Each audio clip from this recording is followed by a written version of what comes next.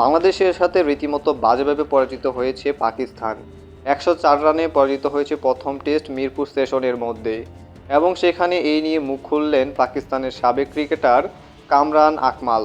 তিনি বলতেছেন যে গতকাল আমি দোয়া করেছিলাম যাতে করে 2 থেকে 3 ঘন্টা পর্যন্ত বৃষ্টি পড়ে এবং বাংলাদেশের সাথে প্রথম টেস্টটা যাতে করে পাকিস্তান বেঁচে যায়, অর্থাৎ ড্র হয়, কিন্তু তা আর হলো না।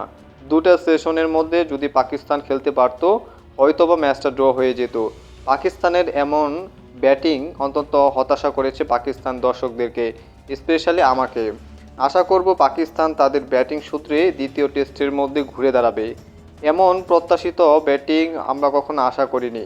আশা করব নিজেদের সেরা ভুলটাকে তুলে নিয়ে পাকিস্তানের এই ব্যাটারগুলো নিজের জায়গাগুলোকে পাকাপোক্ত করবে, বাংলাদেশের সাথে দ্বিতীয় টেস্টের মধ্যে ঘুরে দাঁড়াবে এবং বাংলাদেশের সাথে যেভাবে পরাজিত হয়েছে সেসব ভুলে আবার শুরু করবে নতুন করে।